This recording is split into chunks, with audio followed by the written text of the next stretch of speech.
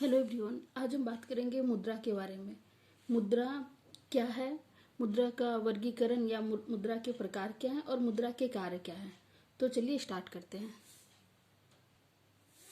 मुद्रा जो है वो मूल्यांकन अथवा भुगतान का माध्यम है। मुद्रा मूल्यांकन और भुगतान का माध्यम है। लेखा की इकाई के रूप में भी और विनिमय के माध्यम के रूप में भी, यानी खरीद बिक्री के भी माध्यम में। अथवा मुद्रा वह है जिसे सामान्यतः सभी स्वीकार करते हैं, जिसमें ऋण चुकाने की कानूनी शक्ति होती है, उसे मुद्रा कहते हैं। अब देखते हैं मुद्रा का वर्गीकरण अथवा मुद्रा का प्रकार। तो मुद्रा जो है वो 3 प्रकार के होते हैं: मौद्रिक प्रणाली कसौटी, स्वीकार्यता कसौटी और लेखा मुद्रा तथा यथार्थ मुद्रा। आइए देखते हैं। मौद्रिक प्रणाली, स्वीकार्यता कसौटी और लेखा मुद्रा और यथार्थ मुद्रा। मौद्रिक प्रणाली कसौटी में जो है 2 प्रकार की मुद्रा आती है। एक आती है धातु मुद्रा, जो सोना चांदी तांबा सबसे बने रहते हैं।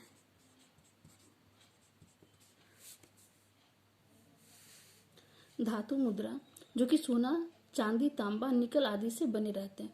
और दूसरा है कागज मुद्रा जो कि नोटों से बने रहते हैं, जिसे हम इस्तेमाल करते हैं, जिसे केंद्रीय बैंक और सरकार जो है वो जारी करती है। दूसरा है स्वीकार्यता कसौटी। स्वीकार्यता कसौटी में भी 2 मुद्राएं हैं, एक है वैध मुद्रा और अवैध मुद्रा। ठीक है। वैध मुद्रा जो है उसमें ऋण तथा भुगतान की शक्ति शामिल होती है, जो कि प्रचल मुद्रा रहती है। जैसे कि हम लोग जो नोट को यूज करते हैं वो वैध मुद्रा है। और एक होता है अवैध मुद्रा। इसमें क्या होता है, इसमें चेक, बॉन्ड और प्रतिभूतियां जो होती है वो सब इसमें शामिल होती है। अवैध मुद्रा को जो है ऐच्छिक मुद्रा भी कहते हैं, क्योंकि इसको लेने के लिए ये आप पे दबाव नहीं डाला जा सकता। ये जो है ऐच्छिक है कि अगर मान लीजिए अगर आपको चेक लेना है या नहीं लेना है, आपको जो है बॉन्ड लेना है या नहीं लेना है, ये सब जो है ये ऐच्छिक है, आपके मन के ऊपर है। इसीलिए इसको जो है ऐच्छिक मुद्रा भी कहते हैं। सरकार अथवा केंद्रीय बैंक की कानूनी मंजूरी जो है इसे प्राप्त नहीं होती है। तीसरा है लेखा मुद्रा और यथार्थ मुद्रा।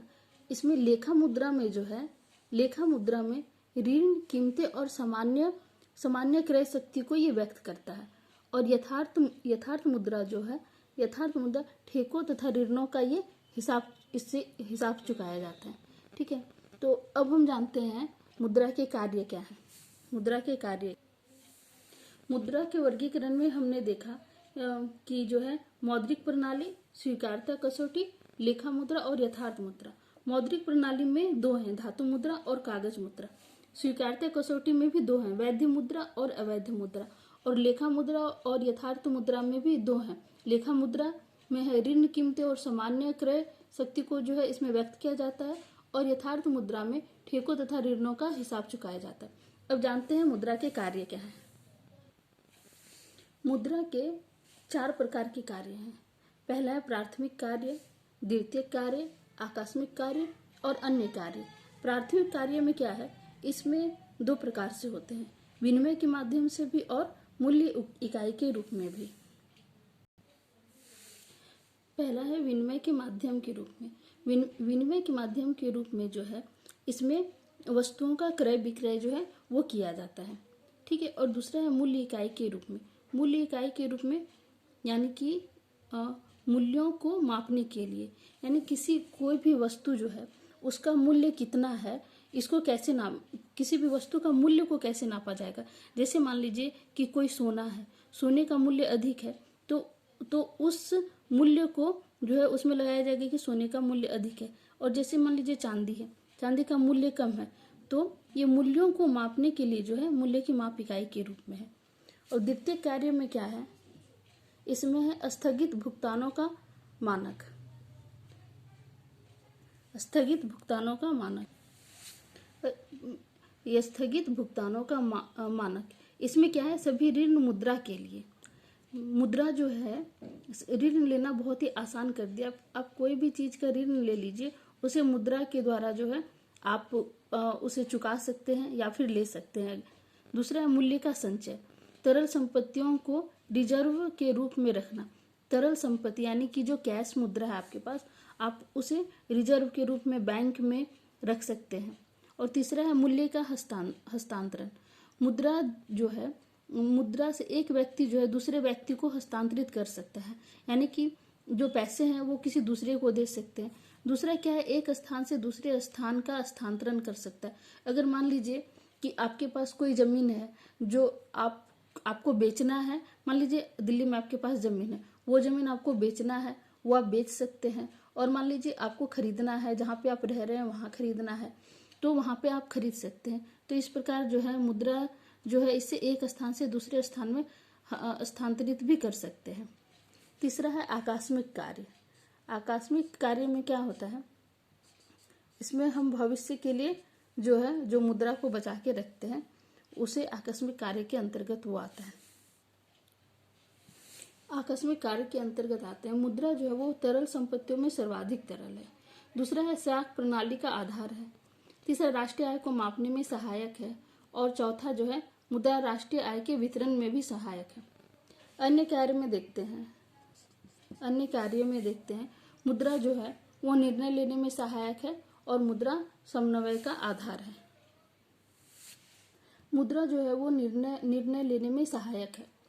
जैसे मान लीजिए कि अगर किसी के पास पैसे हैं तो वो उस पैसे से अगर वो कोई भी चीज़ खरीदना चाहता है, मान लीजिए किसी इंसान के पास साइकिल है, वो चाह रहा है कि वो स्कूटी खरीदे या बाइक खरीदे, तो वो जो है वो साइकिल को बेच के बाइक खरीद सकता है या फिर वो किसी भी तरह से खरीद सकता है, नहीं भी बेच के खरीद सकता है। तो वो क्या है कि वो निर्णय लेने के लिए वो स्वतंत्र है। तो मुद्रा जो है वो निर्णय में सहायक है। और दूसरा है समन्वय का आधार। इसमें क्या है, व्यापार को सुचारू रूप से चलाने के लिए मुद्रा बाजार एवं पूंजी बाजार में समन्वय जो है वो मुद्रा के ही द्वारा होता है। ठीक है, तो उम्मीद करते हैं कि ये आपको समझ में आ गया होगा।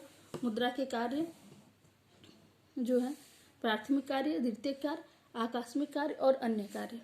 प्राथमिक कार्य में दो हैं, विनिमय के माध्यम से और मूल्य इकाई के रूप में। द्वितीयक कार्य में स्थगित भुगतानों का मानक, मूल्य का संचय और मूल्य का हस्तांतरण। आकस्मिक कार्य में मुद्रा तरल परिसंपत्तियों में सर्वाधिक तरल है, सहायक प्रणाली का आधार है। मुद्रा जो है वो राष्ट्रीय आय में सहायक है, राष्ट्रीय आय को मापने में सहायक है और राष्ट्रीय आय के वितरण में सहायक है। अन्य कार्य में है मुद्रा निर्णयों में सहायक है, निर्णय लेने में सहायक है और समन्वय का आधार है। तो उम्मीद करते हैं कि ये वीडियो आपको पसंद आया होगा। वीडियो पसंद आए तो लाइक कीजिएगा और चैनल को अगर सब्सक्राइब नहीं किया है तो चैनल को सब्सक्राइब कीजिएगा। मिलते हैं एक नए वीडियो में एक नए टॉपिक के साथ। Take care.